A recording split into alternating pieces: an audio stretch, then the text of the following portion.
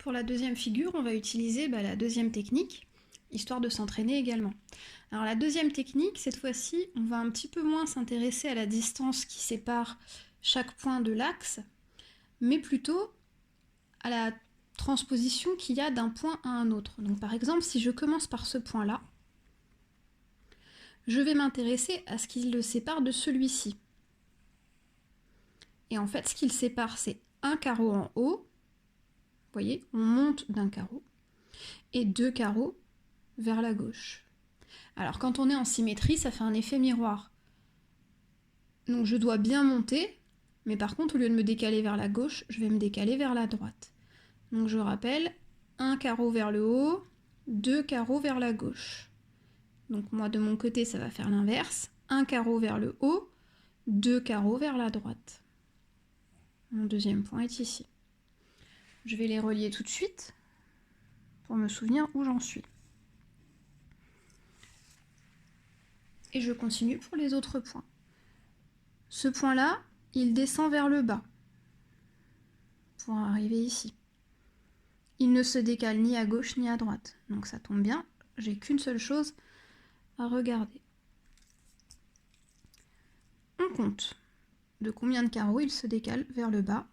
1, 2, 3, 4, 5. Eh bien, je reporte la même chose de l'autre côté. 1, 2, 3, 4, 5.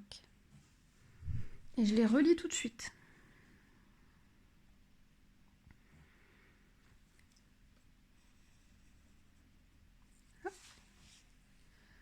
Ensuite, on va laisser cette partie-là de côté pour l'instant et on va terminer déjà la figure.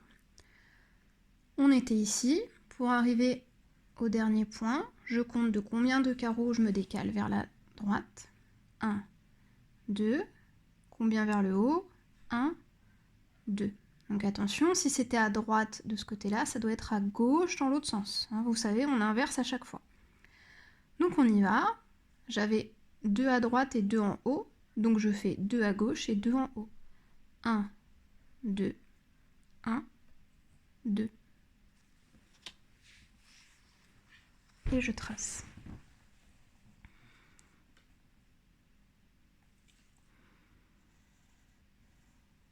Et voilà.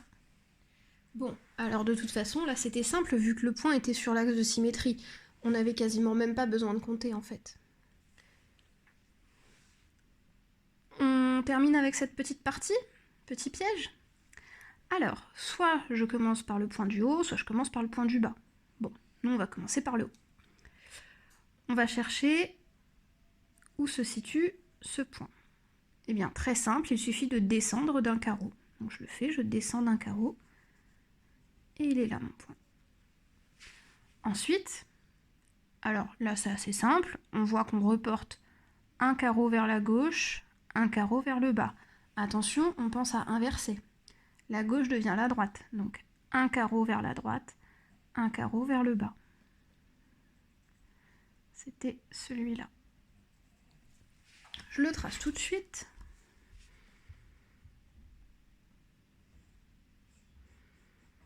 Hop. Et on continue. Donc on est là. 1, 2 vers le bas. Très bien, il n'y a pas besoin d'aller ni à gauche ni à droite. Pratique. Je me concentre que vers le bas. 1, 2 vers le bas. Je trace.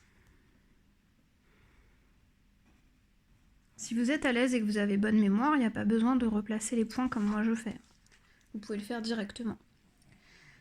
Dernière chose, il faut refermer. Pour refermer, pour arriver ici, on s'est décalé de 1 vers la droite, 1 vers le haut, ce qui donne 1 vers la gauche et 1 vers le haut.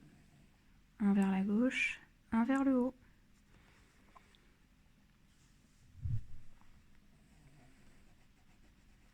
Et voilà, notre deuxième figure est corrigée.